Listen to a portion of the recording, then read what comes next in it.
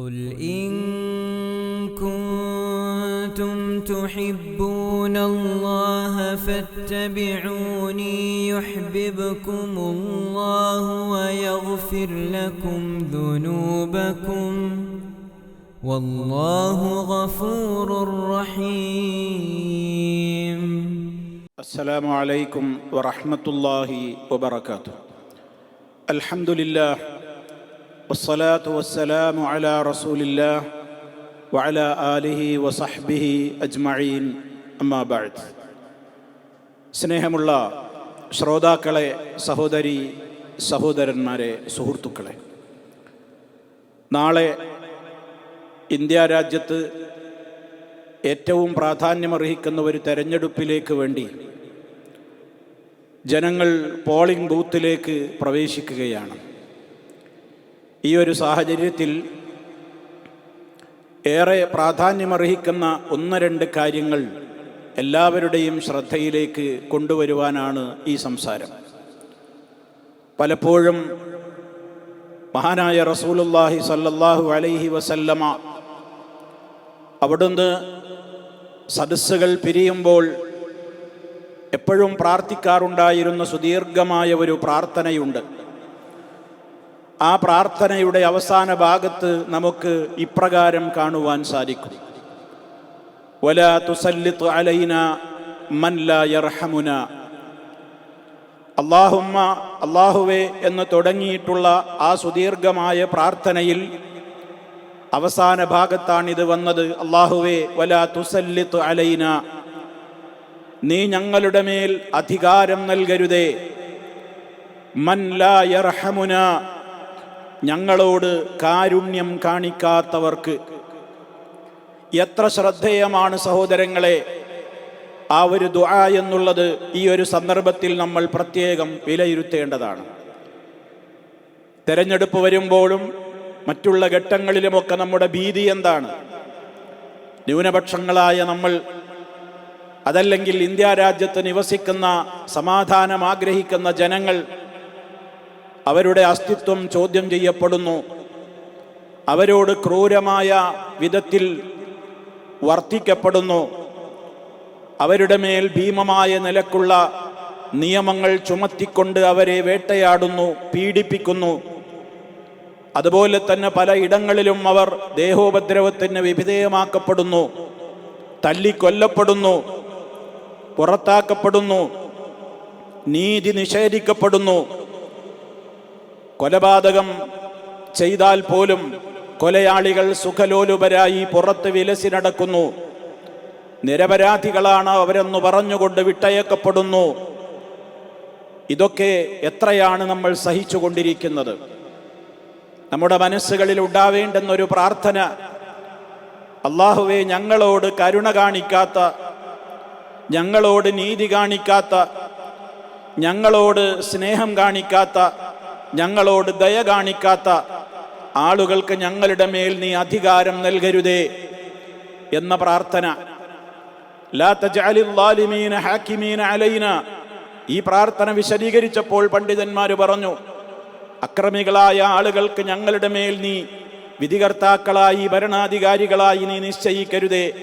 കാരണം ഫഇന്നഹും ലാ യർഹമൂനർ റഇയ്യ, അവർ പ്രജകളോട് കരുണ കാണിക്കുകയില്ല എന്ന്.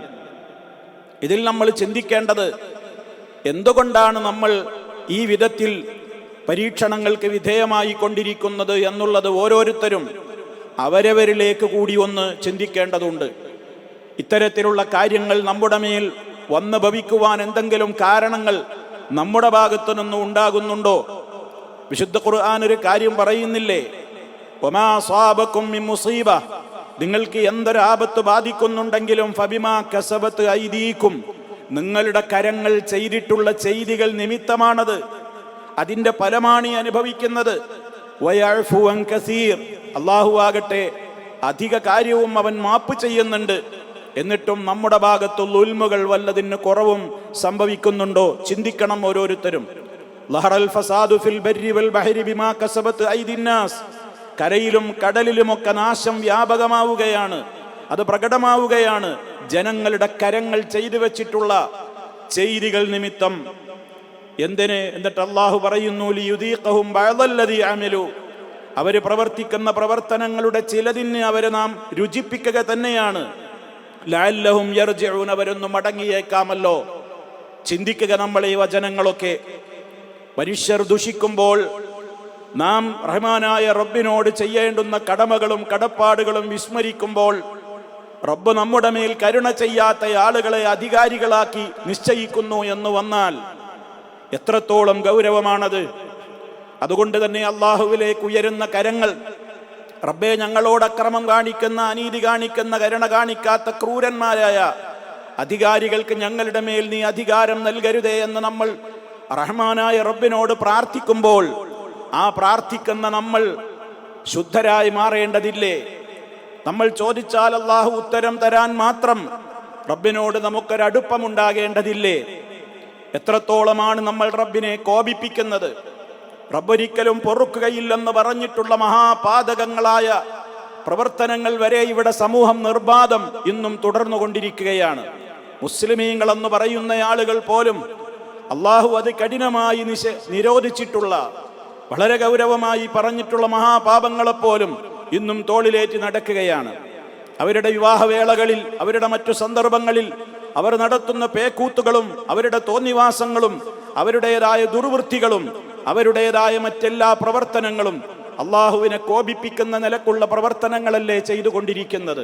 ഇതിനൊക്കെ ഒരു മാറ്റവും വരുത്താതെ റബ്ബേ നീ ഞങ്ങളെ രക്ഷിക്കണേ എന്ന് അള്ളാഹുവിനോട് പ്രാർത്ഥിച്ചാൽ എത്രത്തോളം നമുക്ക് ഉത്തരം ലഭിക്കും എന്നുള്ളത് ഈ ഒരവസരത്തിലെങ്കിലും നമ്മൾ ചിന്തിക്കേണ്ടതുണ്ട്. അതുകൊണ്ട് നമ്മൾ എന്ത് ചെയ്യണം?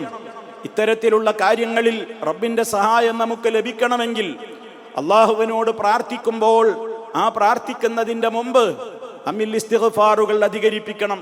റബ്ബേ, ജീവിതത്തിന്റെ കഴിഞ്ഞ കാലങ്ങളിൽ നിന്നെ കോപിപ്പിക്കുന്ന, നിന്നെ വെറുപ്പിക്കുന്ന ഒരുപാട് പ്രവർത്തനങ്ങൾ സാധുവായ എന്നിൽ നിന്നുണ്ടായിട്ടുണ്ട് എന്ന് റബ്ബിനോട് പറഞ്ഞ് ഇനി അതിലേക്ക് മടങ്ങുകയില്ല എന്ന ദൃഢനിശ്ചയത്തോടെ പാപമോചന പ്രാർത്ഥനയും അതുപോലെ തന്നെ ഖേദിച്ചു മടങ്ങലും, അങ്ങനെ പിന്നീട് നല്ലൊരു മനുഷ്യനായി ഞാൻ ജീവിച്ചു കൊള്ളാമെന്ന് റബ്ബിനോടുള്ള ദൃഢപ്രതിജ്ഞയും എടുത്തുകൊണ്ടായിരിക്കണം നാം ഈ പ്രാർത്ഥന നിർവഹിക്കുന്നത്.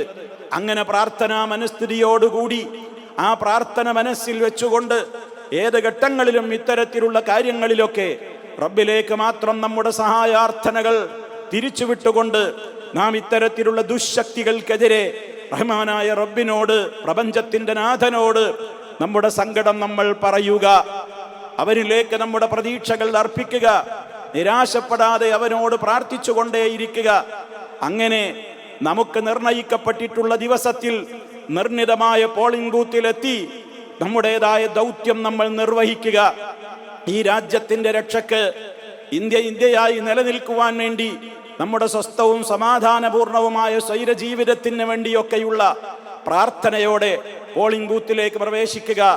അല്ലാഹു സുബ്ഹാനഹു വ തആല നല്ല വിധത്തിലുള്ള ഒരു പ്രധാനപ്പെട്ട ഒരു അന്തരീക്ഷം നമ്മുടെ നാട്ടിൽ സംഭവിപ്പിക്കട്ടെ. സമാധാനാന്തരീക്ഷം പുലരട്ടെ. ഫാസിസത്തിൻ്റെയും അതുപോലെയുള്ള ദുശക്തികളുടെയും എല്ലാവിധത്തിലുള്ള അക്രമങ്ങളിൽ നിന്നും അനീതികളിൽ നിന്നും ഇന്ത്യയെ, ജനതയെ അള്ളാഹു കാത്തുരക്ഷിക്കുമാറാകട്ടെ. നാം ഏവരും പ്രാർത്ഥിക്കുകയും നാം ചെയ്യേണ്ട കാര്യങ്ങൾ കൃത്യസമയത്ത് നിർവഹിക്കുകയും ചെയ്യുക. ഈ കാര്യമാണ് ഈ അവസരത്തിൽ പ്രത്യേകം ഓർമ്മപ്പെടുത്തുവാനുള്ളത്. അള്ളാഹു എല്ലാ അർത്ഥത്തിലും അനുഗ്രഹങ്ങൾ ചൊരിഞ്ഞ് നമ്മെ ഏവരെയും രക്ഷപ്പെടുത്തുമാറാകട്ടെ. വൽഹംദുലില്ലാഹി റബ്ബിൽ ആലമീൻ. വസ്സലാമു അലൈക്കും വറഹ്മത്തുള്ളാഹി വബറകാതുഹു.